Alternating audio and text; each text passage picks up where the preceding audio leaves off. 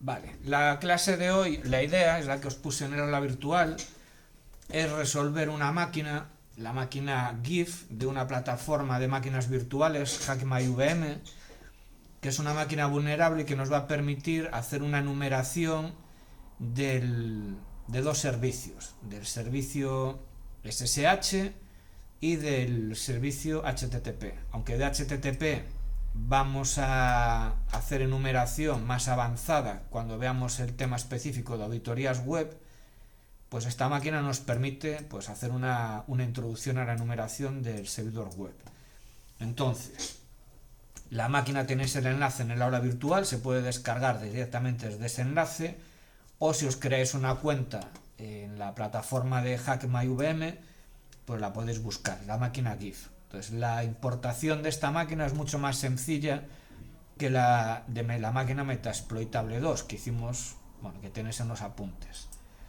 Simplemente nos descargamos el fichero, que es un .zip, y le damos a extraer, da igual que estéis en Linux o en Windows, ¿vale? Y en ese fichero comprimido, una vez que lo hemos descomprimido, nos encontramos con una OVA, una imagen de máquina virtual, que podemos importar directamente en VirtualBox. Bueno, el punto de partida que tengo yo es el que tenéis explicado en los apuntes, en el montaje de laboratorio de máquinas virtuales vulnerables, donde yo tengo una máquina Kali Linux y yo le he puesto dos tarjetas de red. Una en modo NAT, que le permite salida a internet por si queremos instalar software o actualizar paquetes, y otra en modo red solo anfitrión. Creo una red solo anfitrión VBoxNet 0 y esa es la red donde yo voy a pinchar mis máquinas vulnerables, ¿vale? La idea es poner a las máquinas vulnerables en una red, en un modo de red en VirtualBox relativamente seguro, para que yo desde mi máquina Kali o incluso desde el equipo anfitrión pueda conectarme a esas máquinas vulnerables, pero esas máquinas vulnerables no tengan acceso directo a mi red real de caso de la empresa.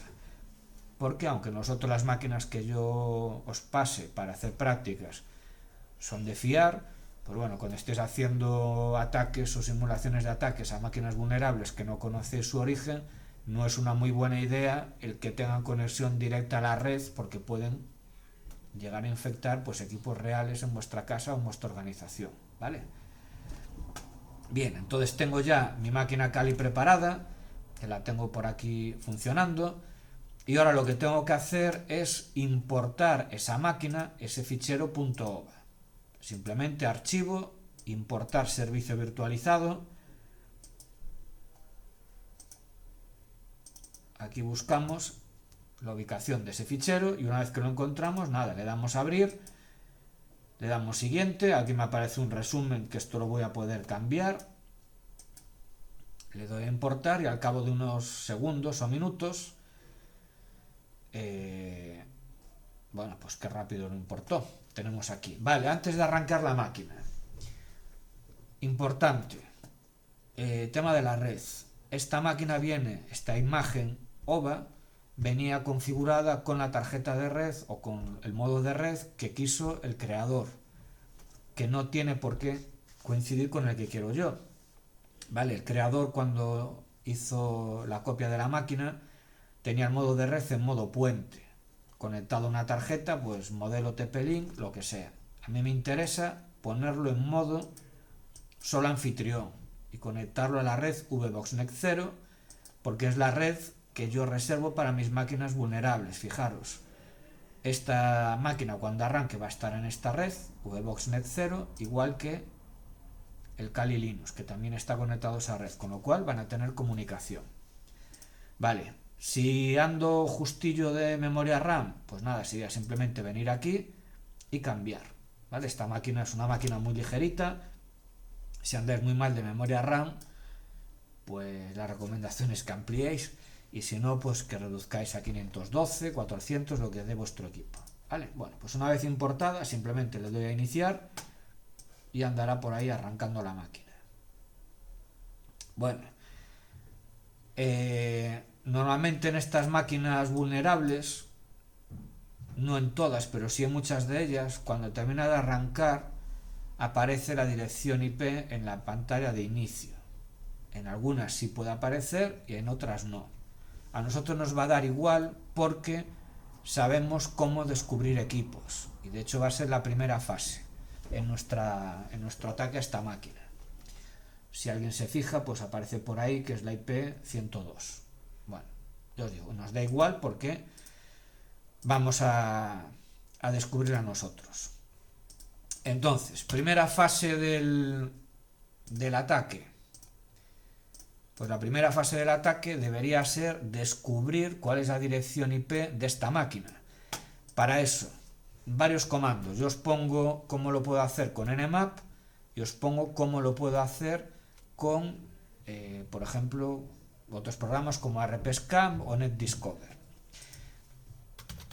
Sudo nmap -sn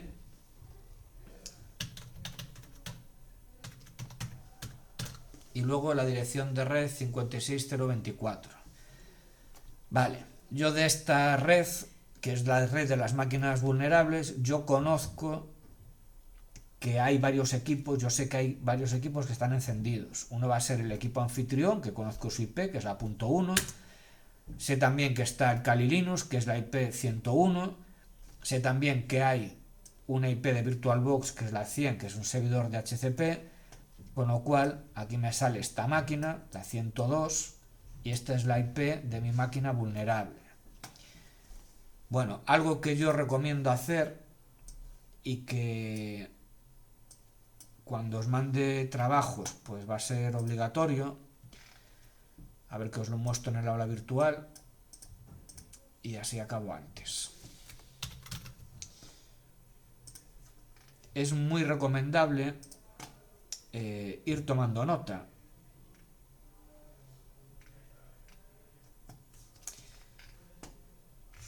Bien, pues me parece que en el aula virtual nos puso un modelo, pues entonces os enseño yo el modelo que voy a seguir. A ver si lo tengo yo por aquí y os lo cuelgo para que lo tengáis por si a alguien le gusta el modelo en vez de hacer uno él.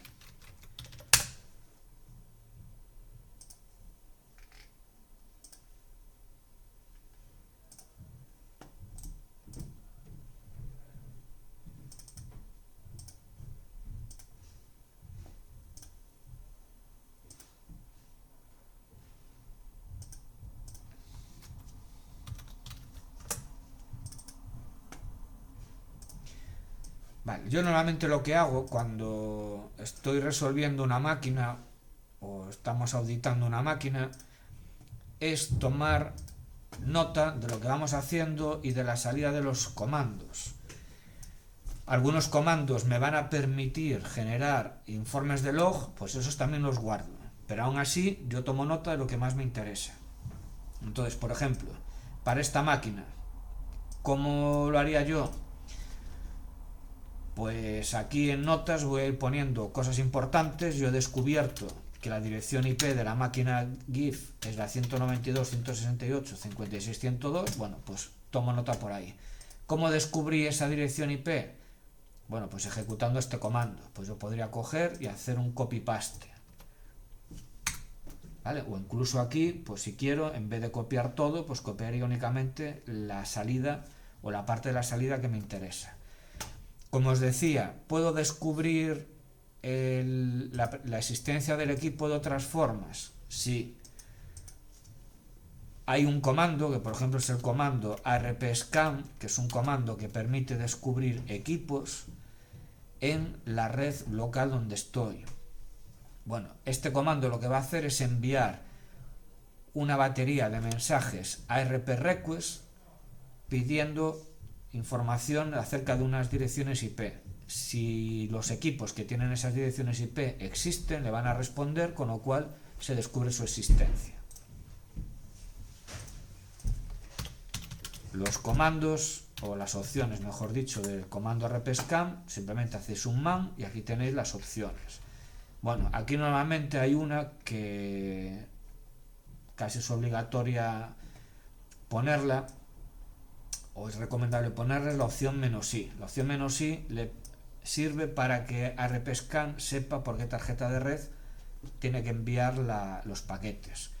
Mi equipo Kali Linux, como os dije, tiene varias direcciones de red y esta está en la red de máquinas virtuales vulnerables, es la ETH1, con lo cual yo vendría aquí y le digo: quiero hacer un ARPScan en la red a la que está conectada la tarjeta ETH1 y quiero que hagas un ARPScan, pues por ejemplo, desde la IP 56100 al IP 56254.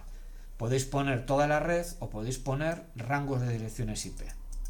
¿Vale? Simplemente le daría ahí y él se pone a analizar y me dice pues que ha encontrado dos direcciones.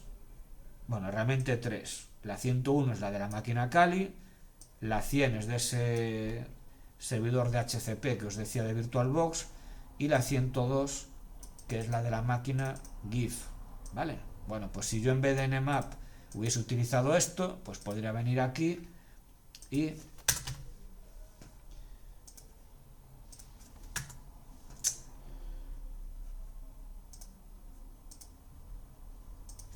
simplemente crearía un bloque de comando y pegaría la salida.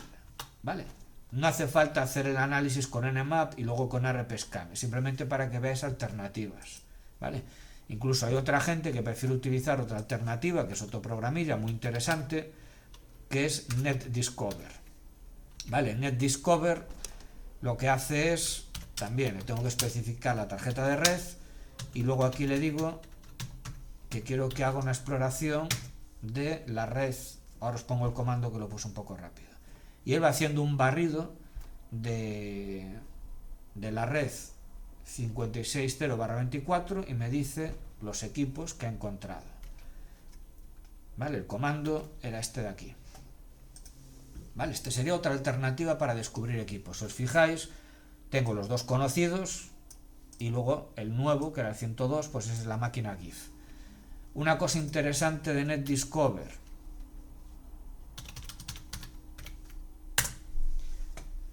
Nmap genera paquetes contra posibles equipos y espera que lleguen las respuestas. ARPScan genera paquetes contra equipos y si los equipos están encendidos le van a responder. Este modo de NetDiscover también genera paquetes en la red dirigidos a equipos y si esos equipos están encendidos me van a responder. Esto es una exploración activa. Vuestro comando NetDiscover, ARPScan o Nmap está generando tráfico, genera tráfico, con lo cual es candidato a ser detectado por sistemas de detección de intrusos que monitorizan la red. ¿Vale? NetDiscover, si os fijáis, se define como un sistema activo o pasivo para reconocimiento. Esto vale en redes locales, igual que ARPScan. Por el protocolo ARP que utilizan, es muy útil para redes locales. Si quiero descubrir equipos que están ubicados en redes remotas, no me van a valer estos comandos, tengo que recurrir a Nmap. Vale. Un segundo, debe ser de Luis. Vale, que estuvo antes que yo en clase. Vale, gracias. NetDiscover tiene un modo que es modo pasivo, este de aquí, con la opción "-p". Cuando NetDiscover se pone en modo pasivo, va a descubrir equipos pero sin generar tráfico. Básicamente se pone en modo sniffer a escuchar paquetes en la red y a medida que él va escuchando tráfico de red lo analiza y dice: pues aquí he descubierto esta IP. Y cuando llega otro paquete, pues he descubierto esta otra IP. Y va poniéndote aquí los equipos que va descubriendo. ¿Qué ventaja tiene? Que al estar en modo pasivo no va a ser detectable, porque no genera tráfico, pero puede no llegar a descubrir todos los equipos de la red o puede tardar más. ¿Vale? Bueno, independiente de la herramienta que hayáis utilizado, pues hemos descubierto que la máquina GIF tiene la IP 102. Vale, siguiente paso. Esto ya también, hay gente que lo hace de golpe, yo normalmente lo prefiero hacer paso a paso y así os lo enseño para que veáis las distintas posibilidades. Ya sé que el equipo 102 existe, pues ahora lo que me interesa saber del equipo 102 es qué puertos tiene abiertos, porque cada puerto implica una aplicación que está a la escucha esperando peticiones de clientes para devolverles unos resultados.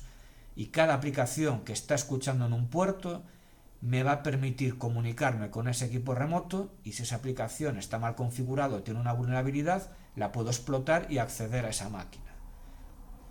Nmap tiene distintos modos de exploración, como tenéis en los apuntes, y el que estoy definiendo aquí es: me vas a hacer un barrido de todos los puertos. Cuando en Nmap pongo -p-, quiere decir todos los puertos de la máquina. También se podría poner de esta manera: 65.535. Yo en Nmap puedo definir rangos de puertos, pues por ejemplo, el 21, el 22 y del 100 al 1024. ¿Vale? Esto me permite definir rangos de puertos o puertos individuales separados por comas. Números de puertos hay desde el 0 hasta el 65.535. Esto lo marca el estándar TCP/IP. ¿Vale? Como digo yo en estas cosas, no rompáis la cabeza porque lo han definido así. Entonces yo puedo escribir -p de 0 a 65.535, analizaría todos los puertos, o la abreviatura es esto de aquí.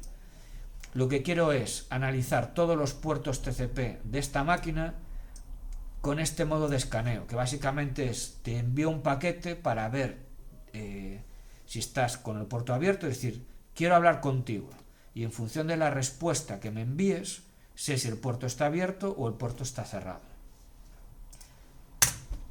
Y el -pn es para decirle a Nmap que no se preocupe de hacer la prueba para ver si este equipo está operativo o no, porque ya sé que está operativo, con lo cual me ahorro una serie de paquetes. Nmap es suficientemente inteligente para que si intentas hacer un barrido de puertos de una máquina que no existe, Nmap no lo hace, por ahorrar tráfico. ¿Vale? Entonces aquí me saca la conclusión de que hay dos puertos abiertos, el 22 y el 80. Vale, una cosilla para que comparéis esta salida con salidas posteriores. De hecho, voy a tomar nota de esto. Este comando me permite descubrir puertos abiertos TCP en una máquina, y la información que me proporciona de los puertos es simplemente el número de puerto y que está abierto. ¿Vale? No me dice qué aplicación o qué versión de aplicación está corriendo ahí. Aunque es un análisis muy sencillo, es un análisis muy rápido y que en determinadas circunstancias nos va a valer. Yo estoy en una red, soy el administrador de la red y quiero hacer un barrido rápido entre todos los ordenadores de mi organización para saber qué puertos tienen abiertos. O, por ejemplo, si tienen el puerto 21 y el puerto 22 abierto. Y aquí puedo poner pues toda la red de esta de aquí. Y hago un barrido súper rápido centrándome en esos puertos. Lo que me interesa es saber, ¿está ahí escuchando a alguien? Ya está, es lo que me interesa, ¿vale? Bien, ya sé que tengo dos puertos abiertos. El siguiente paso es, vale, pues dame más información de estos puertos. Y yo para eso lo que suelo hacer es aprovecharme también de Nmap y decirle, bueno, pues ahora vas a hacer un análisis un poco más detallado de esos puertos, y en concreto me vas a detectar las versiones de las aplicaciones que corren en esos puertos, me vas a ejecutar los scripts por defecto de Nmap. Ahora os explico de qué va esto. Esa sería la opción "-sc". Me vas a detectar el sistema operativo y me vas a guardar la salida en un fichero de log cuyo nombre es gif. Y luego la extensión que corresponda. Vale, ¿qué estamos haciendo aquí? Quiero que me digas que si el puerto 22 está abierto, me digas qué aplicación está corriendo en él. Para eso lo que va a hacer Nmap es analizar el banner que le devuelve esa aplicación y te va a decir, pues es un servidor SSH que se llama OpenSSH versión lo que sea. O en el puerto 80 hay un servidor Apache, versión 2, 4, lo que sea. O es un Nginx. Eso sería la detección de versiones. "-sc" permite la ejecución de scripts Nmap. Nmap viene con un montón de scripts que permiten aumentar su funcionalidad. De hecho, los podéis listar ejecutando este comando. En la carpeta /usr /share /nmap /scripts hay un montón de ficheritos, todos de extensión .nse, que son los famosos scripts de Nmap. Estos scripts permiten aumentar la funcionalidad de Nmap, por ejemplo, haciendo operaciones de numeración avanzada. Ya no me llega con que me digas que el puerto 22 está abierto y corre una versión concreta de OpenSSH. Quiero que me digas qué tipos de algoritmos de cifrado tiene habilitado el servidor, o quiero que me digas qué tipo de autenticación permite ese servidor SSH. Tengo el puerto 80 HTTP abierto. Vale, no me llega con que me digas que hay un servidor web Apache. Quiero que me digas si, por ejemplo, cuál es el título de esa página, o qué métodos HTTP, el post, el get, el head, el put, el delete, cuáles están habilitados. No me llega con que me digas que en el puerto 21 de una máquina hay un servidor VSFTPD. Quiero saber si ese servidor pues permite acceso anónimo, o incluso hay algunos scripts en Nmap que están pensados para comprobar si alguna máquina, si algún servicio pues tiene alguna vulnerabilidad completa. ¿Vale? Pues por ejemplo, este script serviría para descubrir si un servidor MySQL es vulnerable a una vulnerabilidad que se identifica con este código. ¿Vale? Entonces, con la opción "-sc" ejecutamos los scripts por defecto, es decir, los que Nmap considera de interés general para todo el mundo, asociados a los servicios que hemos descubierto como abiertos. Y esto me va a dar un poquito más de información. Bueno, mientras hace el análisis, yo os voy a explicar qué es esto de aquí. Bueno, como lo tenéis también en los apuntes del tema. Nmap permite varios formatos de fichero de log. Y de hecho, si hacéis ahora un ls en la carpeta, os vais a encontrar con tres ficheros de nombre, GIF y extensión que cambia: Nmap, XML y GNmap. ¿Qué son estos tres ficheros? Pues es la salida del comando de Nmap. La salida que me dice que tengo un puerto abierto en el puerto 22 que está asociado a un servicio SSH y en concreto ejecuta este software. Que ese servidor utiliza estas claves públicas para identificarse, que en el puerto 80 tengo un servidor web que se identifica o que se anuncia como un servidor Nginx y que corre una página web que en principio su título es este. Y además, gracias al "-o", me está diciendo que la máquina 102 tiene toda la pinta de correr un equipo Linux con un kernel de la serie 4 o la serie 5 y que es un dispositivo, una máquina de uso general. Puede haber máquinas de uso general tipo PCs o puede haber dispositivos de red tipo router, ¿vale? Bueno, la identificación del sistema operativo, el fingerprinting, se hace en base al análisis de determinados valores en el tráfico de red. Cada sistema operativo tiene que cumplir el estándar TCP/IP, pero lo cumple de una determinada forma. Pues analizando ese tipo de respuesta, Nmap es capaz de más o menos distinguir qué sistema operativo es, si un Linux, un Windows, qué versión de Windows, qué versión de Linux. No es fiable al 100%, pero te puede dar pistas, ¿vale? Bien, de aquí, bueno, voy a hacer dos cosas para tener el documento más completo. Uno, voy a copiar toda esta salida aquí para tenerla a mano y de aquí voy a extraer cierta información, que es un resumen. Servicios que corre la máquina. Vale, pues corre en el puerto 22 un servidor OpenSSH 8.3. Vale, estos son simplemente un extracto de lo que yo voy descubriendo, la información más importante. Bien. Mi recomendación es que a medida que vayas analizando máquinas, tengáis vuestro documento donde vais copiando las salidas de los comandos con vistas a ese informe final, y también vais haciendo un resumen de los descubrimientos más importantes. Esto ahí, al final, cada maestrillo tiene su librillo. Encontrar un sistema que os sea cómodo y que os permita de una forma más o menos rápida acceder rápidamente a la documentación o a la información que habéis ido recopilando. Pensad que mejor no vais a hacer una resolución de una máquina o de un conjunto de máquinas en una mañana o en una tarde. Puede durar varios días. Pues yo tengo la información importante y si necesito recurrir a ella, accedo rápidamente. Bien, lo que os decía de los ficheros estos de nombre .gif.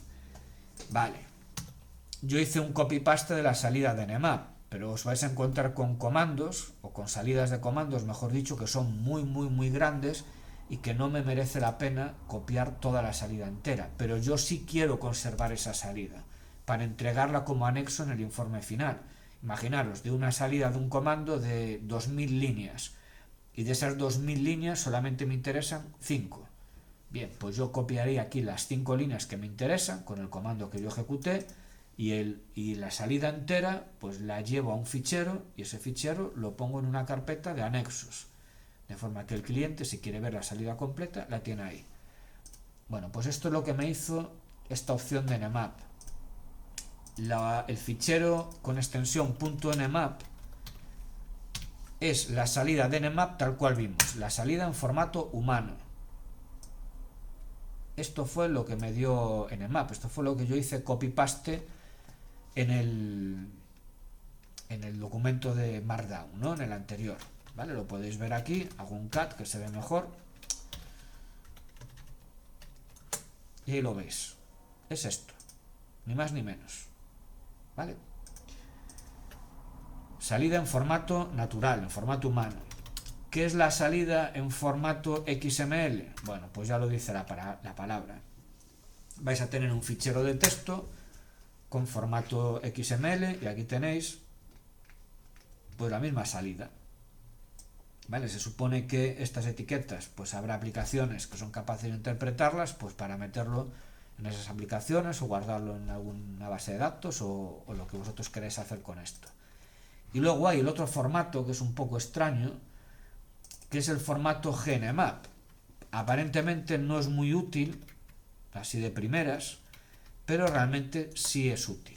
Y os pongo ahora un ejemplo.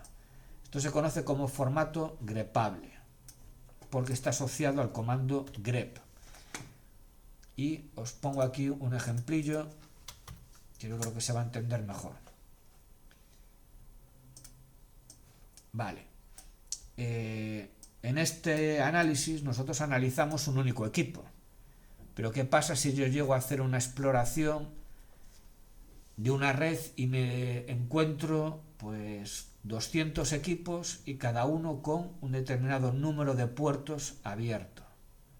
Vale, pues el formato grepable me permite hacer búsquedas rápidas dentro de esa red para descubrir qué equipos tenían un servicio abierto. Me explico. Os lo pongo con este ejemplo. Esto es una única línea, ¿eh? Aunque mi pantalla no da y me lo presenta en varias, es una única línea. Bueno, pues el formato grepable lo que tendría es líneas de este estilo. Voy a inventarme esto ahora, ¿vale? Una por cada equipo que haya descubierto. Yo digo que me lo estoy inventando ahora.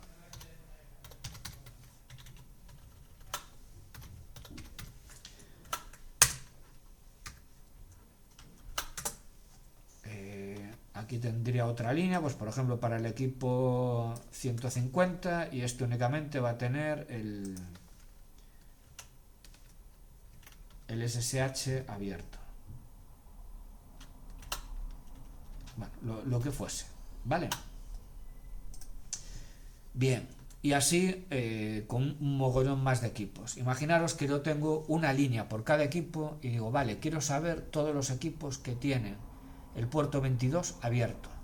Vale, pues es muy sencillo descubrirlo. Lo único que tendría que hacer es grep 22 tcp y el nombre del fichero. en formato grepable y ahí me saldrían, vale, aquí me equivoqué en algo, es 22 open, perdón. Y me saldrían todas las líneas. En este caso, si lo hiciese en este fichero de ejemplo, me aparecería que el equipo 102 tiene el puerto 22 abierto y el 103 y el 150.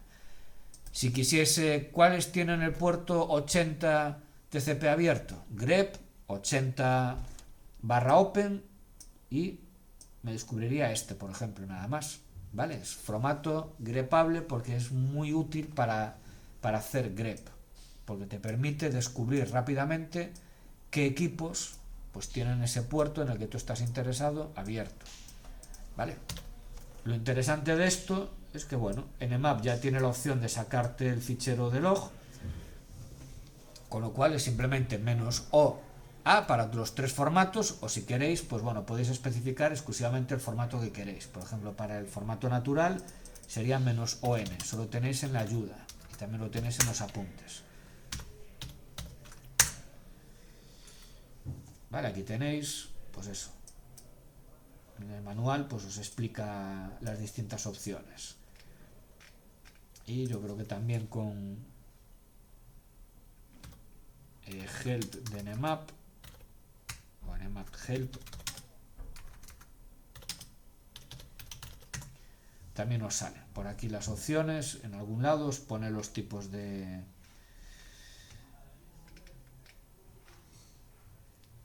cómo hacer para sacar los ficheros de log. Vale, por aquí en algún sitio está.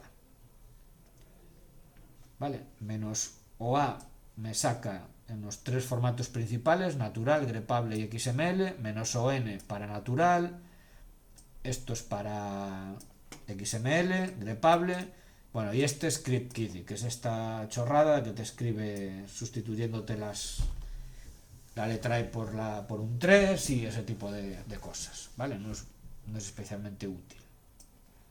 Bien, vuelvo a mi chuleta y digo, vale, ¿qué he descubierto? Notas. La máquina tiene este puerto abierto y eso de ahí. Vale, la información que me dieron los scripts por defecto de Nmap está bien, pero tampoco es especialmente relevante. UDP, puedo hacer el escaneo UDP con Nmap, es recomendable simplemente repetir el comando Nmap anterior con acción -su para que analice los puertos UDP. Yo no lo voy a hacer porque tarda muchísimo, lo tienes explicado en los apuntes. La idea es que yo envío un mensaje a un puerto UDP, si hay una aplicación escuchando en ese puerto UDP, lo normal es o que me responda con basura o que se quede callada porque no entiende la petición que le hice yo, con lo cual estamos esperando a que se produzca un timeout, con lo cual ralentiza todo un montón. Vale, entonces es un escaneo muy lento. Es recomendable hacer, pero es recomendable hacerlo y bueno, seguir trabajando con otras cosas. Ahora, yo tengo dos servicios. Para seguir mi ataque a esta máquina, tengo que enumerar estos servicios. Es decir, no quedarme solamente con la versión. Necesito ir un pasito más allá y sacar información extra. El servicio SSH es un servicio que tradicionalmente no suele tener muchas vulnerabilidades, pero es interesante de todas formas enumerarlo. Y aunque se pueden enumerar varias cosas, mi recomendación, las dos imprescindibles. Una siempre hay que hacerla y la otra pues depende. ¿Qué scripts de Nmap tengo a mi disposición para SSH? Pues hago un listado de los scripts de Nmap y filtro la salida por la palabra SSH. Y aquí me salen varios. Mi recomendación es que sí o sí ejecutéis este, porque este me va a permitir descubrir los métodos de autenticación habilitados. Entonces yo vengo aquí, sudo nmap, vas a utilizar el script de autenticación de métodos SSH, lo vas a lanzar contra el puerto donde está escuchando el servidor, que es el 22, y la máquina que me interesa. Le doy a Enter y al cabo de unos segundos me sale el resultado. Y esto lo copio.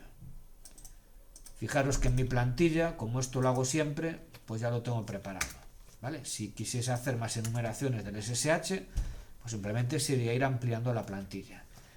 ¿Por qué esto es súper interesante? Porque me está diciendo que esta máquina, el servidor SSH que tiene configurado, permite dos tipos de autenticación.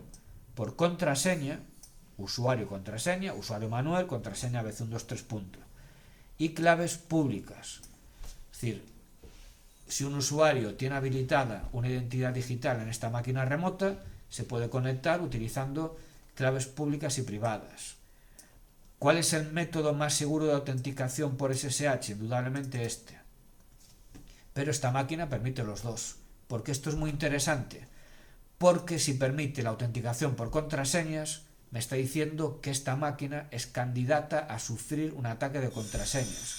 Si yo conozco un usuario, le pongo una batería de contraseñas y las voy probando, pin, pin, pin, pin, pin, pin, hasta, si tengo suerte, acertar.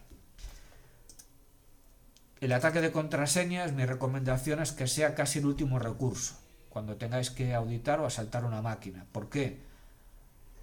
Tiene pocas probabilidades de éxito si el usuario ha puesto una contraseña robusta.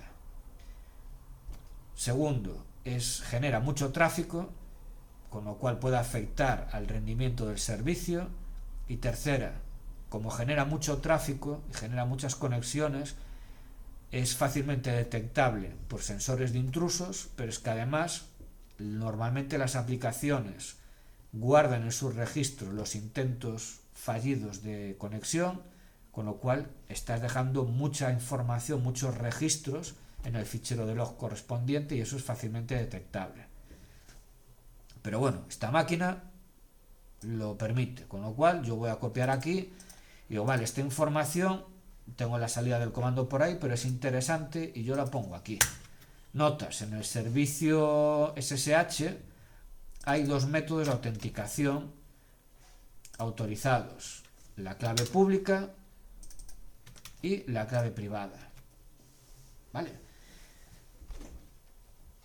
Bien, otra cosa que se podría probar en el sistema de enumeración del servidor SSH, si fuesen versiones anteriores al OpenSSH 7.7, estaría muy bien intentar la enumeración de usuarios. Las versiones anteriores a la 7.7 eran vulnerables a un ataque de enumeración de usuarios, es decir, se le enviaban pruebas de usuarios, oye, me quiero autenticar, soy Manuel, y en función de la respuesta, de cuánto tardaba en responder, por ejemplo, se podía deducir si ese usuario Manuel existía en el sistema o no. Con eso yo podía hacer un mapeado de los usuarios que había en esa máquina.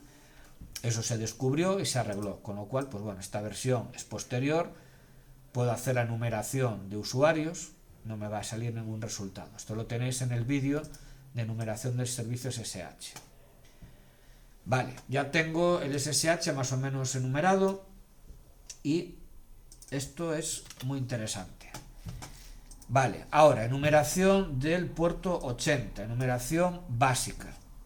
Ya os digo que cuando veamos el tema de auditoría web nos vamos a centrar mucho más y vamos a profundizar en más técnicas. Pero bueno, vamos a hacer una enumeración básica del servicio SSH. Bueno, pues lo vamos a hacer de dos formas. Una enumeración manual y una enumeración automatizada con herramientas. La manual, pues aunque suene un poco raro, pues es tan sencillo como esto. Visita la página web. Vale, es decir, esto, que suena así un poco chorrada o algo tan sencillo, bueno, pues ya está.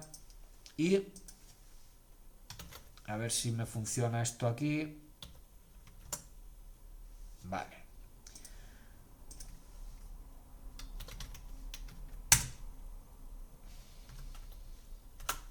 Lo que quiero es sacarle una imagen.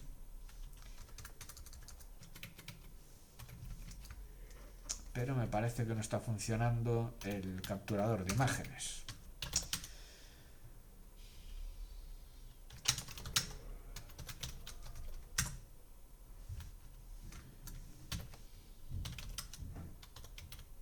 No, pues no funciona el capturador de imágenes que instalaron en este equipo, con lo cual pues no puedo capturar la imagen. Bueno, pues lo hago de otra manera. yo quiero tomar nota de esto.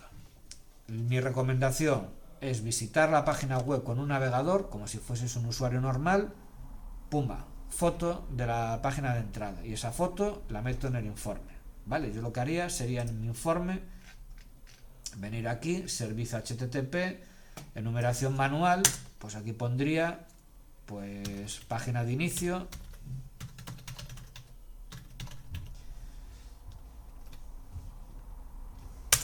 y aquí pondría la imagen de la pantalla, ¿vale? Yo como no la tengo, pues voy a poner esto de aquí,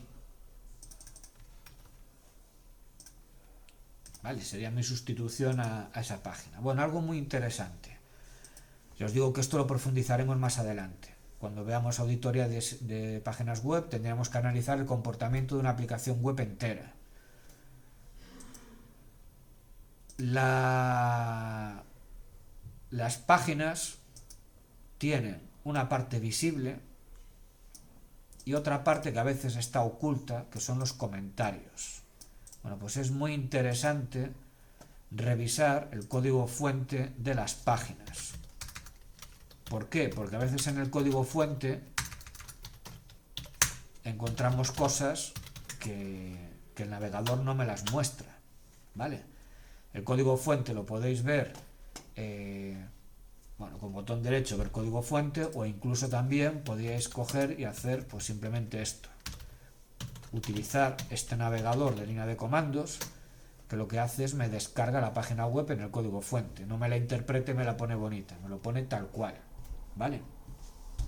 Bien, otra cosa muy interesante también, que puede parecer un poco extraño, pero que es más que recomendable, forzar errores en la aplicación, por ejemplo pidiendo una página que no existe. ¿Por qué?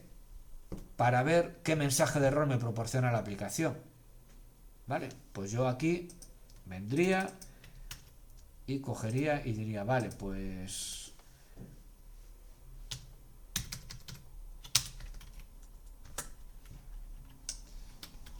y aquí pondría el mensaje de error, ¿vale? Aquí, bueno, yo os digo que no tengo el capturador de imágenes funcionando, haría una captura de esto. En su defecto, pues bueno, copio esto, pero bueno, ya os digo, yo normalmente lo que hago es pongo la foto. ¿Por qué es interesante forzar errores? Por la respuesta. Porque muchas veces revela información, ¿vale? De qué aplicación está ejecutando este servidor web, ¿vale? O sea, o el servidor web, el modelo, o lo que sea, ¿vale? Bien. Yo os digo que veremos más cosas en la parte de auditoría web. También se puede hacer una búsqueda, por ejemplo, hago una petición de la página web para ver las cabeceras intercambiadas, ¿vale? ¿Qué cabeceras me envía el servidor web? Porque a veces en las cabeceras se revela todavía más información acerca del servidor y lo que corre en él. Algunos servidores te dicen, pues yo estoy ejecutando de PHP versión no sé cuánto. Bien, pues esto también tomaría nota, ¿vale? Lamentablemente, pues de momento no tenemos gran cosa, no nos está revelando demasiada información, pero yo voy tomando nota. Vale, ahora, algo súper importante. Sabéis que en la aplicación que el protocolo HTTP permite que se le hagan distintos tipos de peticiones a un servidor web. Las más normales, peticiones GET y peticiones POST, ¿vale? Para ver páginas web o incluso, pues bueno, para ver páginas web o enviar parámetros, por ejemplo, de un formulario, típico uso del POST. Pero hay más métodos, ¿vale? Está el método GET para que solamente me devuelva las cabeceras pero no el contenido de una página. El método Options para ver qué métodos están permitidos en un recurso web, pero luego hay algún tipo de método como el put o el delete, que son métodos peligrosos. El put permite borrar recursos en un servidor web y el put permite subir recursos a un servidor web y el delete borrarlos. Entonces es interesante saber qué métodos están habilitados en un servidor web, porque si me aparecen los peligrosos, pues hay que informar al cliente o incluso puedo abusar de ellos. A modo de ejemplo, hace ya bastantes años un servidor web que estaba en producción tenía habilitado el método put. Bien, pues una persona desde el exterior de la organización, con un comando como el curl o una aplicación web que permitía utilizar el método put, conseguía subir un fichero a ese servidor, ¿vale? Fichero que podía ser una puerta trasera que le permitía ejecutar comandos en la máquina. ¿Cómo puedo descubrir qué métodos tiene habilitados un servidor web? Bueno, pues muchas formas, pero una muy sencilla es utilizar un script de Nmap que ya está diseñado para eso, que es el script http métodos, ¿vale? Entonces yo diría sudo nmap -n -pn -script, el nombre del script, el puerto o puertos donde yo quiero probar este script y la máquina remota. Fijaros que yo puedo tener una máquina que tenga servidores web corriendo en el puerto 80, en el 443, en el 3000, en el 8080. Pues yo pondría -p80, 443, 8000, lo que sea. Vale, y aquí me dice algo interesante. Métodos soportados, el get y el head. Bueno, en principio son métodos que no son peligrosos, con lo cual, pues de momento no estoy encontrando ninguna cosa que me llame la atención para asaltar la máquina. Pues yo pondría, como esto es interesante, lo guardo ahí, ¿vale? Bien, bueno, se podría hacer más cosas. Ya os digo que el análisis, la numeración del HTTP lo iremos viendo a lo largo de estas semanas. Estas semanas, meses. Dejamos de un lado la numeración manual, ¿vale? Y pasamos a una numeración algo más automatizada. Bueno, algo muy interesante a la hora de numerar aplicaciones web es descubrir qué páginas tiene. Me explico. Cuando yo hago esta solicitud a la máquina esta vulnerable, bien, pues esto me va a devolver la página index, será index.html o index.php, lo que sea, la que él tenga como página de entrada. Pero existirá un fichero que se llama info.php, existirá una carpeta que se llama /admin que me da acceso a un portal de autenticación, existirá una carpeta que se llama backups, etcétera, etcétera, etcétera. ¿Vale? A veces uno puede descubrir la existencia de esos ficheros simplemente navegando por los enlaces que hay en las distintas páginas de una aplicación y fijándose en la URL. Eso se puede automatizar con programas que te hacen un barrido de la aplicación siguiendo los enlaces, pero a veces hay rutas que no están enlazadas.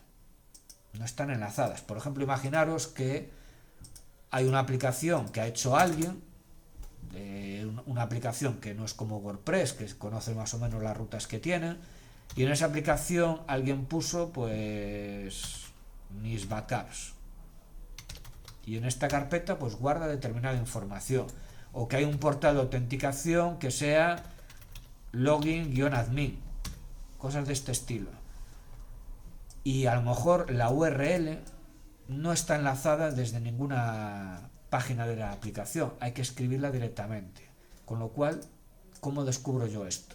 Bueno, pues existe un proceso que es el fuzzing, que consiste en generar decenas, centenares, miles de peticiones para probar, en este caso, URLs. La idea es muy sencilla y además se automatiza de una forma muy sencilla. Yo tengo un fichero con una colección de URLs que quiero comprobar, y lo que hace el programa de fuzzing es, oye, ¿y existe esto? Y lo comprueba, lanza esta petición al servidor, y en función de si existe o no, me lo dice, oye, ¿y existe la carpeta secretos? ¿Y existe la carpeta admin? ¿Y existe la carpeta login admin? Y él va probando, y en función de la respuesta del servidor me va diciendo, oye, pues esta carpeta existe y esta no. y esta también existe, y este fichero también existe. Y esto me va a permitir descubrir recursos. El Fuzzing es tan bueno como buena sea la lista que yo utilice para probar URLs. ¿Vale? Hay un mogollón, hay un montón de programas para hacer esta tarea. Está DIRB, está DIRBuster, está FFuzz, hay con entorno gráfico, hay con línea de comandos. Yo os voy a enseñar una que a mí me gusta, es bastante rápida y se llama FFuzz. El uso que vamos a hacer ahora es algo muy básico y básicamente consiste en decirle: quiero que hagas Fuzzing de esta URL. Esta va a ser la URL de inicio.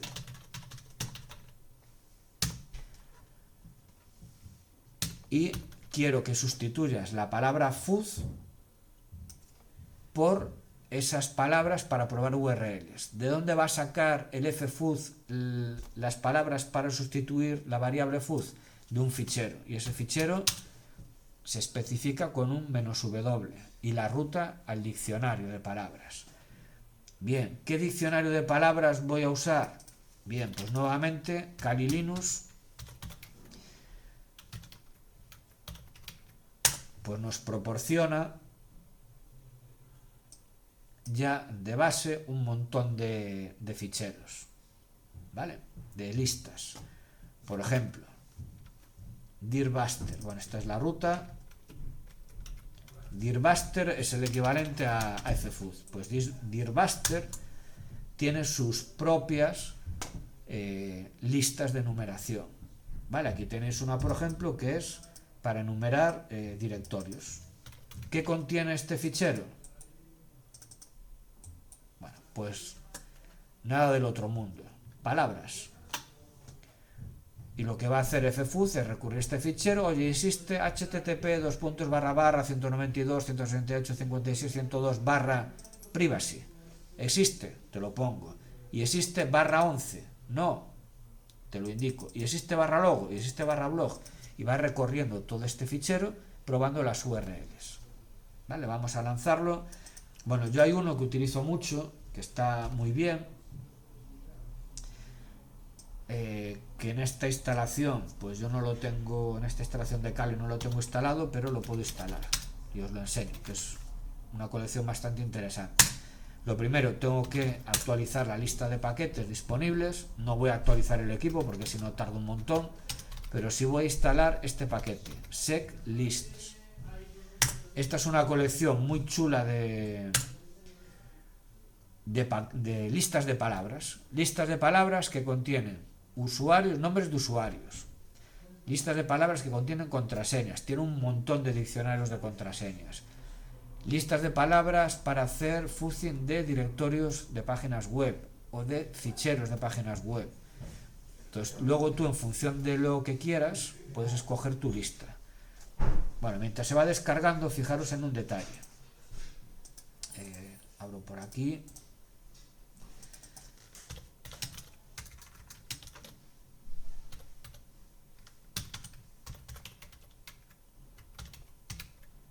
La que os puse antes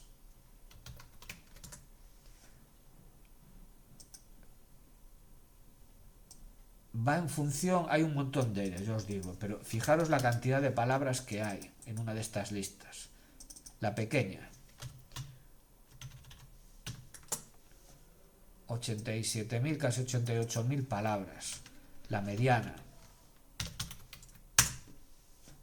200 palabras, 200.000 palabras, ¿vale? Incluso diccionarios más grandes o diccionarios más pequeños orientados, por ejemplo, a hacer enumeración de una determinada aplicación, pues para WordPress, para Drupal o lo que sea. Entonces, en función de lo que os interese, puedes coger una general o puedes coger una específica. Incluso os digo que hay más grandes. Esta ocupa 1,8 megas, pero hay incluso mucho más grandes. Bueno, mientras se va cargando, yo lo que voy a utilizar va a ser esta de aquí. Bueno, yo la voy a copiar, más que nada para hacer luego el comando más pequeñito. La voy a copiar en mi carpeta, en la carpeta personal donde estoy. Y bueno, para que se vea bien, os lo voy a explicar aquí. Si yo le echo un vistazo a esta lista, fijaros, me aparecen una serie de comentarios, ¿vale? FFUZ tiene una opción para que estos comentarios, él se entere que son comentarios y ya no los pruebe como URLs. Otros programas no tienen esa opción, con lo cual van a probar estas líneas como posible URL y os van a salir resultados al principio un poco raros. Si tenéis un problema con ese tipo de programas, pues nada, editáis el fichero, borráis los comentarios y ya no tenéis ese problema, ¿vale? Yo os digo que FFUZ tiene una opción para eliminar los comentarios y ya estaría. Bueno, acabo la instalación de la setlist simplemente para que conozcáis esta lista de palabras, que es muy chula, y tiene para un montón de cosas. Descubrimiento. Bueno, pues puedo hacer descubrimiento de nombres de dominio. ¿Os acordáis del primer tema que hacíamos ataques de fuerza bruta para descubrir nombres de dominio en la fase de recopilación de información? Pues aquí tenéis listas. Que tenéis listas específicas para hacer comprobaciones de nombres, 3W, 3W1, 3W2, mail, mail1, mail2, lo que sea, ¿vale? Tengo también para descubrir, pues, yo que sé, nombres de archivos en sistemas de ficheros. Si vuelvo a la principal, tengo para hacer fuzzy. Vale, aquí tengo distintas listas para hacer, pues eso, código de países, extensiones de fichero, etcétera, etcétera, etcétera. Vale, en la de Discovery, si no me falla la memoria,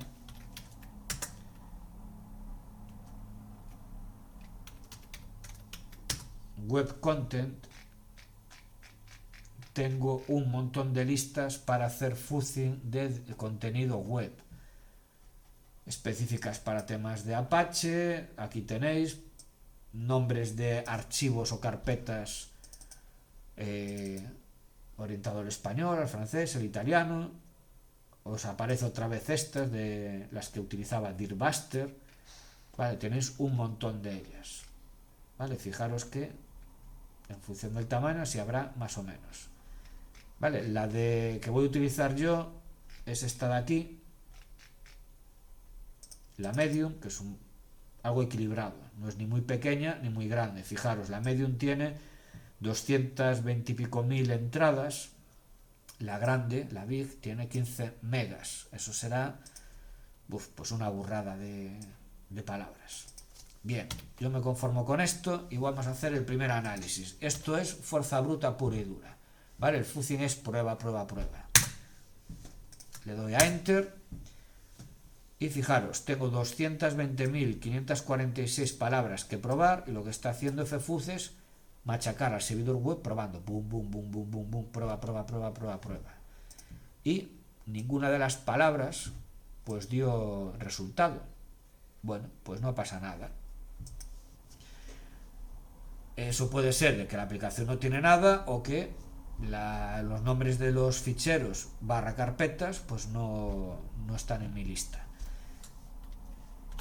Puedo mejorar un poco el comportamiento del FFUZ y es no solamente pregunto por las palabras que hay en esa lista tal cual, sino que le puedo añadir extensiones de ficheros. Por ejemplo, con la opción "-e" yo puedo decir, vale, me vas a probar la palabra index, http:// bla bla bla bla 102 /index. Pero a mayores me vas a probar index.php, index.txt, por ejemplo, que sé, index.html, ¿vale? Lo que va a hacer es, cuando llegue la palabra index, va a probar la URL /index, index.php, index.txt, index.html. Bien, ahora tenemos un pequeño problema. Ya no va a probar 220.000 entradas, que eran las que tenía este fichero. Va a probar 220.000 por 4. La que no tiene extensión, la que tiene extensión .php, .txt, .html. Bien, esto está dejando un montón de rastros en el servidor web y solamente se darían cuenta los administradores de este servidor analizando esos logs, ¿vale? Porque cada petición que yo hago es una entrada en el registro, ¿vale? Habrá alguno que está súper contento porque de repente su servidor web pasó de un tráfico normal a tener casi 1 millón de peticiones más de lo habitual. Bien, pues si no analizas los logs no tienes que estar contento, ¿vale? Si analizas los logs y te das cuenta, dices, no me visitaron casi 1 millón de personas más. Lo que me hicieron fue que me están enumerando la aplicación para buscarme las cosquillas. Bueno, pues de aquí no obtengo nada. Bueno, pues podría seguir enumerando más extensiones, pero bueno, con esto el principio llega. ¿Vale? Nicto, que es de análisis de vulnerabilidades, nos lo vamos a saltar, porque lo vamos a ver en el siguiente tema. Y llegado a este punto, ¿qué tengo? Bueno, pues esta es una máquina sencilla, un poco especial, porque no tiene prácticamente nada. Pues lo que tengo es lo que tengo aquí. Tengo un servicio OpenSSH en el puerto 22, que me permite autenticación por contraseñas. Y tengo una aplicación web que corre en un servidor en Nginx, del que no tengo más información, que tiene métodos no peligrosos y que aparentemente no tiene páginas, ni formularios, ni carpetas con información por ahí perdida que yo pueda recuperar para seguir avanzando. Entonces, cuando se me acaben todos los métodos de posible acceso al sistema, pues llega el último recurso. Y el último recurso es abusar de esto. ¿Vale? Lo que os dije al principio de la clase. Esto debería ser vuestra última oportunidad. Cuando no encuentro otra vía de explotación, bueno, pues tiro por el ataque de contraseñas. Lo que os dije antes, es muy lento, pocas probabilidades de éxito y deja muchos rastros. Pero bueno, llegado el punto, se acabó todo, pues podemos hacerlo. ¿Cómo voy a explotar el sistema? Vale, pues la explotación del sistema en principio va a ser ataque de fuerza bruta.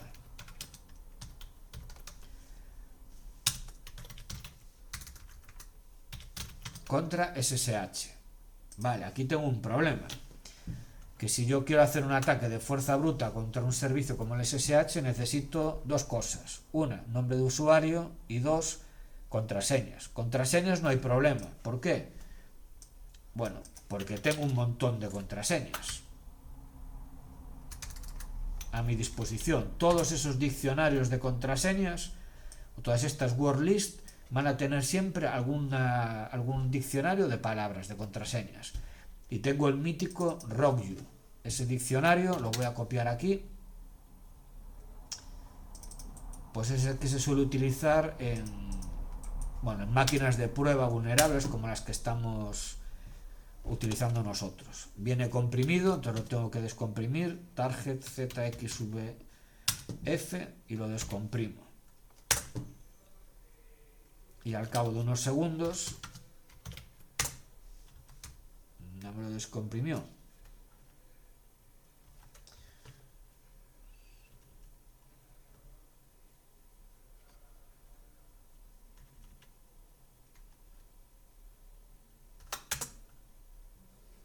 No, a ver, esto es así. Bueno, si no lo descomprimo de otra manera y fuera.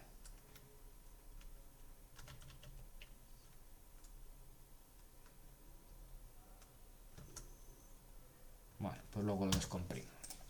Creo que incluso hasta ya viene en la...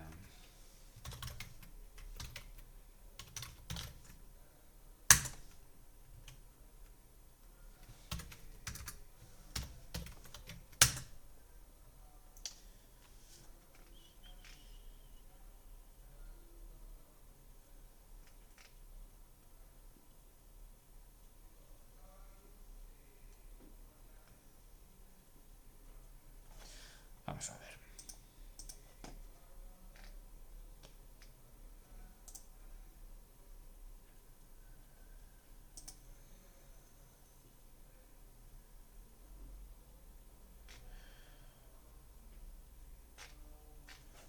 Y no me lo descomprimió tampoco. Sí, aquí ahora. Vale, fijaros, es un fichero comprimido que al descomprimirlo me salen 134 megas. Eso es una burrada de palabras. Fijaros la cantidad de contraseñas. Bueno, este fichero es muy sencillo. Es un fichero que lo que tiene es contraseñas. Contraseñas obtenidas de leaks, de fugas de información. ¿Vale? Hay gente que utiliza este diccionario, hay gente que, como haremos en alguna práctica, se crea sus propios diccionarios personalizados para el objetivo, pero el ataque de fuerza bruta es muy sencillo. Nombre de usuario, fichero de contraseñas y a probar como locos. Lo bueno es que hay programas que me automatizan este tipo de ataques. Bueno, tenéis varios, yo voy a poner un ejemplo, como los tenéis ahí en los apuntes.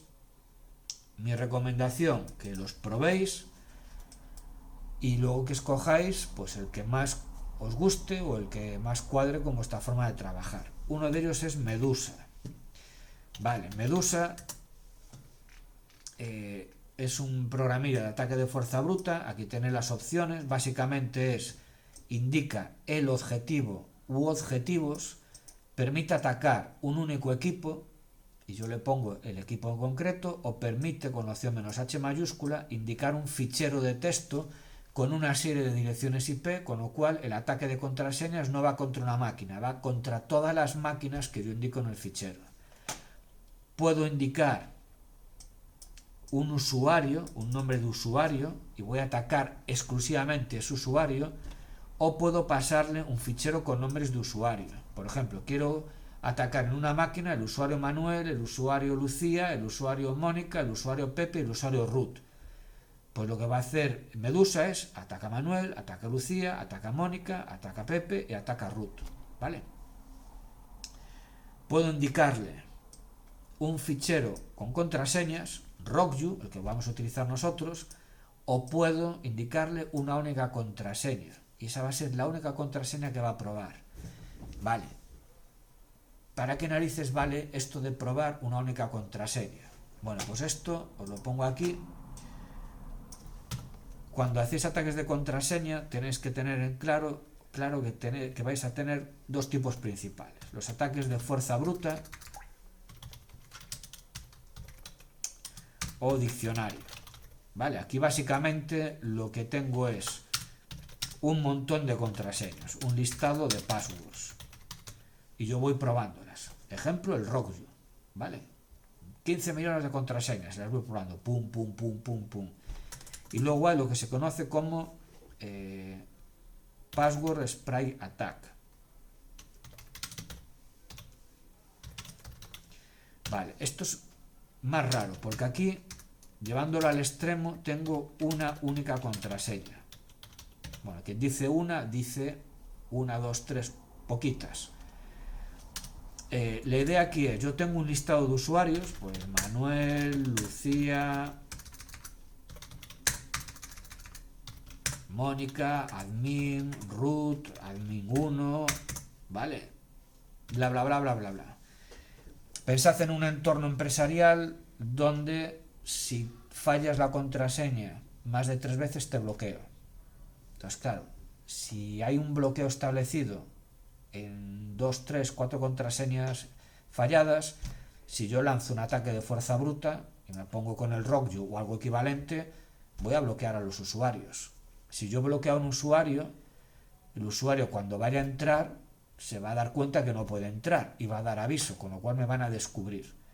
Los ataques de spray attack son más civilinos. ¿Por qué?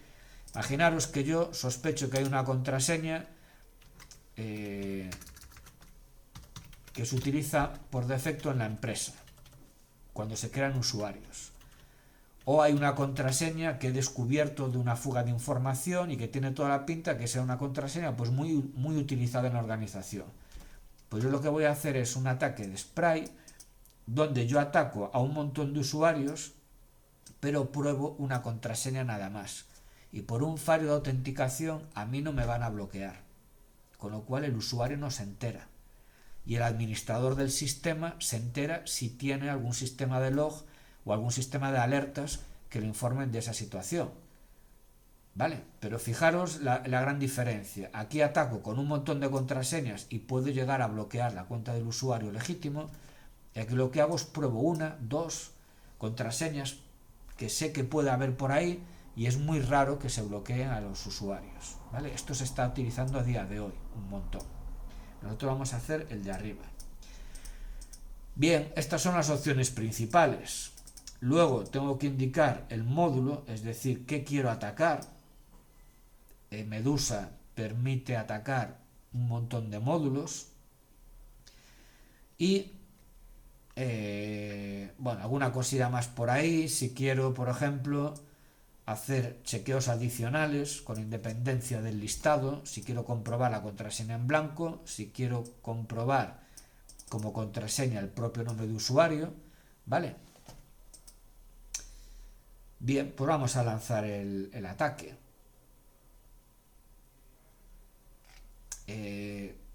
Tenéis esta opción, la -D, Medusa -D, que me hace un volcado de todos los módulos que tiene Medusa en cristiano, todos los protocolos que es capaz de hablar Medusa para lanzar ataques.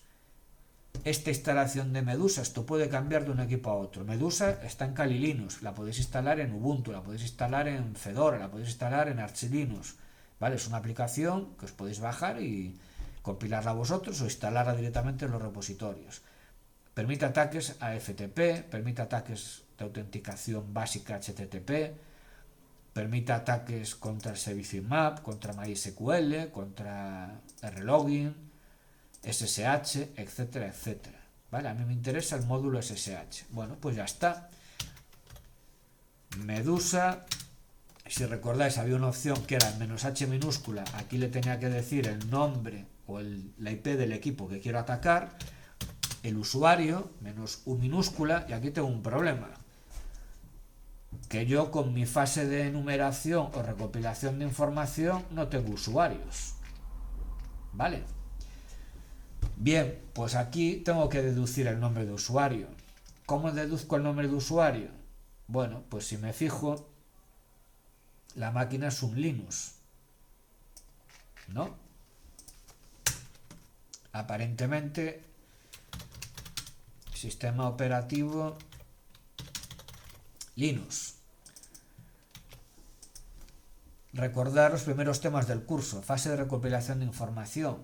Si esta empresa tuviese presencia en Internet y hubiese hecho una numeración o una recopilación de información y hubiese descubierto algún usuario, alguna cuenta de correo, la primera parte de la cuenta de correo normalmente es un nombre de usuario, si en la página web aquí hubiese direcciones de contacto de personas, pues eso podría ser un nombre de usuario. En esta máquina no lo hay. Y como me decía el autor de la máquina, no pienses demasiado, es muy sencillo. Vale, ¿qué nombre de usuario hay en toda máquina Linux? Root. Toda máquina Linux tiene un usuario root. En algunas viene deshabilitado por defecto, en otras no. Pero bueno, como no tenemos más información, vamos a la desesperada a hacer un ataque de fuerza bruta al servicio que sabemos que permite la autenticación por contraseñas, y utilizamos el usuario que sé que existe en una máquina Linux, que es root. Vale, -p mayúscula, fichero de contraseñas. Yo voy a probar el rogu. Ahora, un detalle que antes no os expliqué, algo interesante, pero que hay que tomar un poco con pinzas y hacer prueba y error. Los programas de análisis de ataque de contraseñas suelen tener una opción, esta de aquí, "-t" minúscula en el caso de Medusa, que es número de logins a ser testeados concurrentemente. Esto me permite especificar cuántos intentos de autenticación en paralelo puedo lanzar. Por ejemplo, -t10 o -t5. Cuanto más alto sea el número de intentos de autenticación en paralelo, más rápido va a ser el ataque de contraseñas. No es lo mismo probar 5 contraseñas en paralelo que probar 10. Con 10, en principio, voy el doble de rápido. ¿Qué es lo que pasa? que hay servicios que si le lanzas demasiados intentos de autenticación en paralelo desde una misma IP, empiezan a descartar esos intentos de autenticación y ralentizan el proceso. Entonces, bueno, pues es prueba y error. No ir ahí de fantástico y poner 50, porque seguramente no lo aguante el sistema, pero bueno, tampoco ir de uno en uno, ¿vale? Yo voy a probar con 5 o con 7, por ejemplo, y luego lo único que me faltaría es, yo lo suelo poner también, esta opción, -E y menos con la opción NS, contraseña en blanco y que pruebe el propio nombre de usuario. Es decir, el usuario root, contraseña root, ¿vale? Yo lo pondría así. Y en módulo, pues es el módulo, era el SSH. Y ahora le doy aquí a Enter.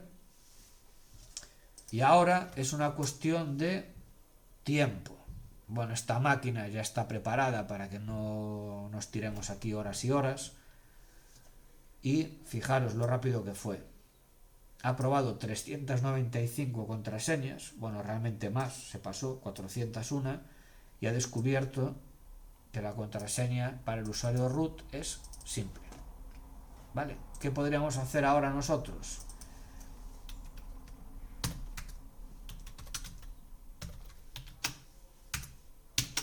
Probarla. Es la primera vez que me conecto a esta máquina, con lo cual me dice, ahora ¿estás seguro que te quieres conectar a esta máquina? Le digo que sí, y aquí contraseña simple, y entro. ¿Vale? Y puedo comprobar con un Huamai o con un ID que soy el usuario root. Vale, yo os digo, es una máquina muy sencilla, es la primera máquina que asaltamos en prácticas, pero lo que me interesa es el método. Primero, descubre la o las máquinas de la organización. Nmap, o si estáis en red local, rpscan o netdiscover. Toma nota de la IP o las IPs de las máquinas.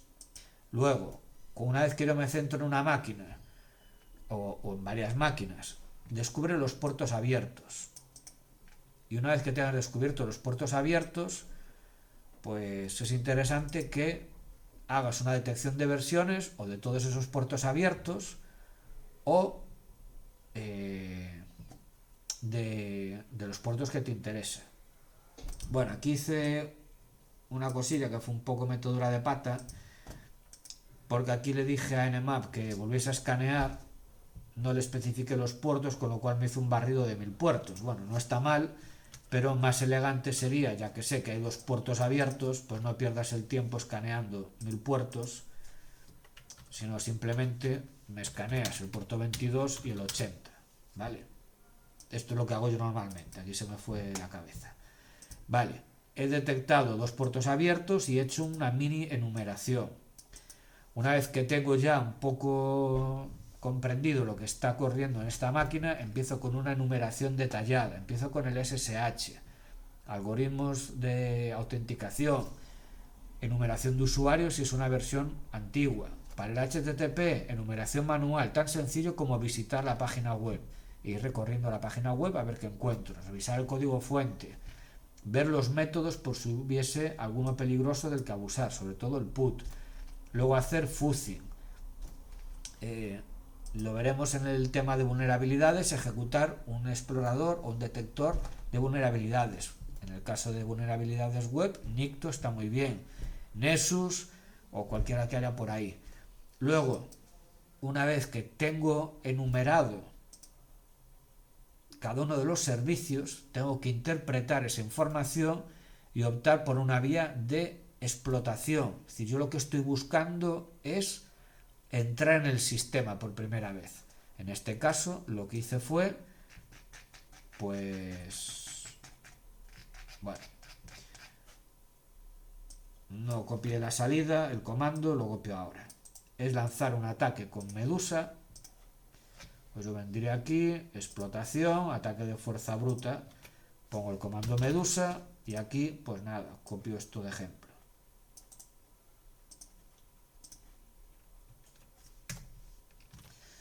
Vale, y aquí, pues vendría, iría notas, usuarios. Bueno, pues en este caso, en este momento, sé que existe root y la contraseña, pues simple, ¿vale?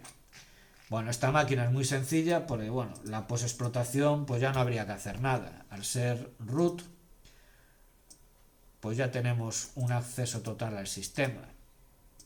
Aquí podría poner un ejemplo de acceso como root.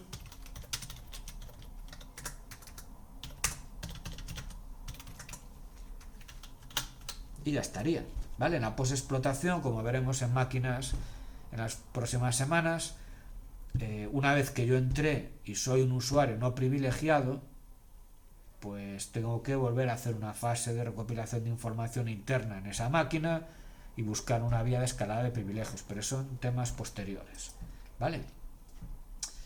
Bien, hay más formas de hacer el ataque de fuerza bruta. Medusa funciona muy bien. Hay otro programa que se utiliza muchísimo, que es muy chulo, que es Hydra. La filosofía es muy parecida. Hydra me va a permitir especificar un nombre de usuario o un fichero con usuarios. Me va a permitir especificar una única contraseña para los Sprice Password Attack o un fichero con contraseñas. Me va a permitir probar la contraseña en blanco, la contraseña como nombre de usuario y la contraseña, el nombre de usuario invertido. Es decir, si soy el usuario root,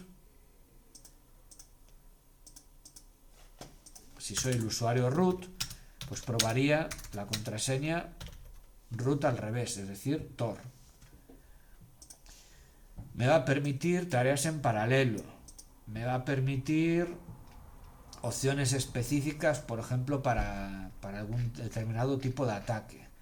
Y me permite un montón de ataques. A ver si lo pone el manual. Pues yo creo que aquí. ¿Qué protocolos permite atacar Hydra? Pues todos estos. Vale, yo creo que tiene más variedad que Medusa. Me permite atacar el protocolo Asterix relacionado con telefonía IP, FTP seguro, HTTP, formularios de HTTP, ¿vale? Tengo aquí formularios de HTTP. Me permite atacar HTTP básico, es decir, la típica ventanita donde te piden usuario o contraseña, ventana emergente, te permite atacar formularios de páginas web. Me permite protocolos de correo electrónico, el IRC, el RDP, etcétera, etcétera, etcétera. Y por supuesto el SSH. Vale, pues atacar esto con Hydra sería algo tan sencillo como esto. Hydra. ¿Qué usuario quieres atacar? Habíamos quedado en probar el usuario root. -P mayúscula. ¿Qué fichero de contraseñas? Rogu.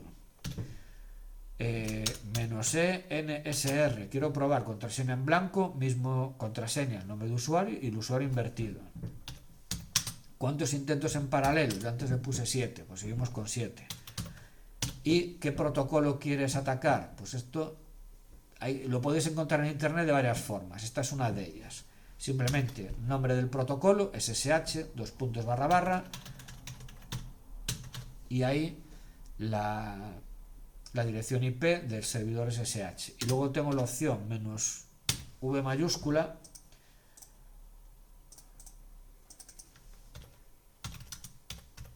que esto me va detallando. Estas son de verbose, de detalle de la salida, ¿vale? El -V mayúscula me va mostrando por pantalla cada intento. Si yo no lo pongo, lo va haciendo, pero no veo en pantalla lo que pasa. Bien, y ya estaría. Le doy ahí, bueno, ya veis que va mangado y me lo encuentra, ¿vale? Incluso yo creo que hasta fue algo más rápida que Medusa. Bueno, esto no haría falta ponerlo porque ya lo tengo, pero si estáis documentando para prácticas o hacer vuestros apuntillos, pues nunca está de más pues copiar este tipo de cosas, ¿vale? Yo lo hago en Markdown con Típora.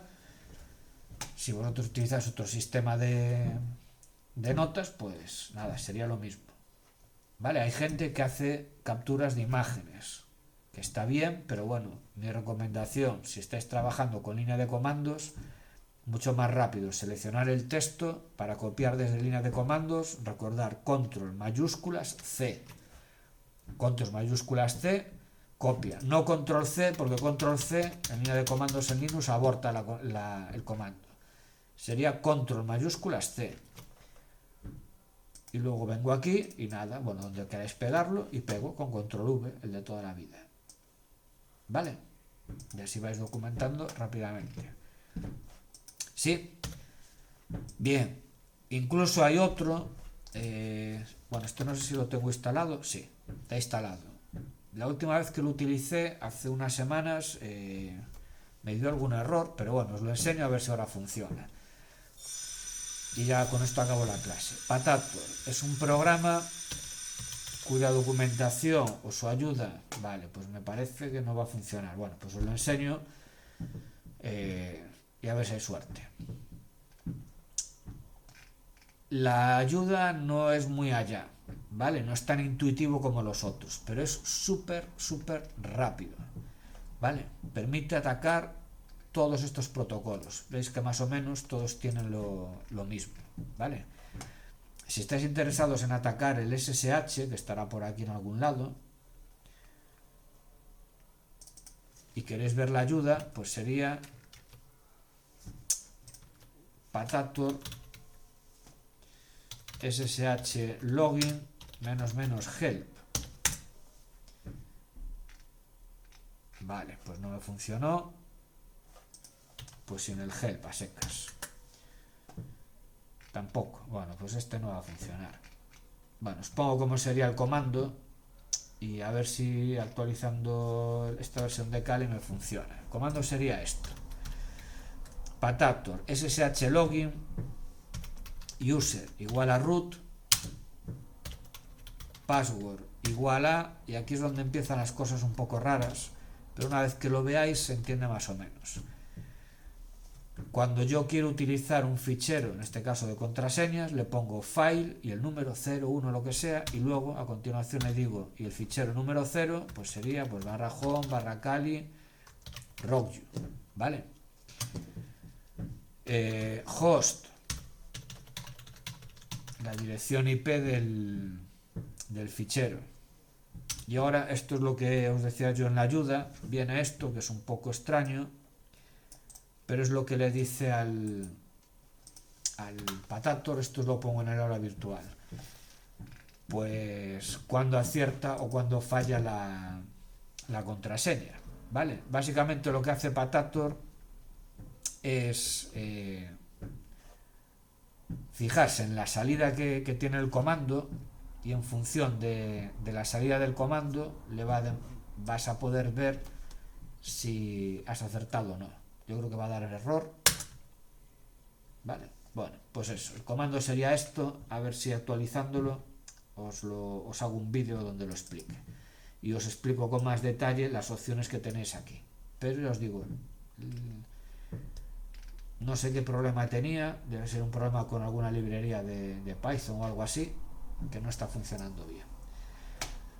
Bueno, pues esta máquina pues ya estaría, por lo menos la fase de explotación. Ya hemos conseguido entrar en la máquina y en este caso por la puerta grande al ser un usuario administrador. Vale, muchas máquinas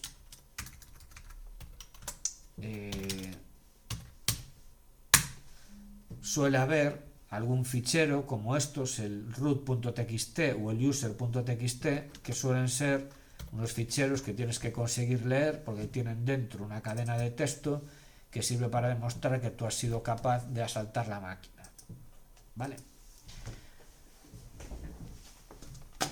Bien, pues si tenéis dudas os la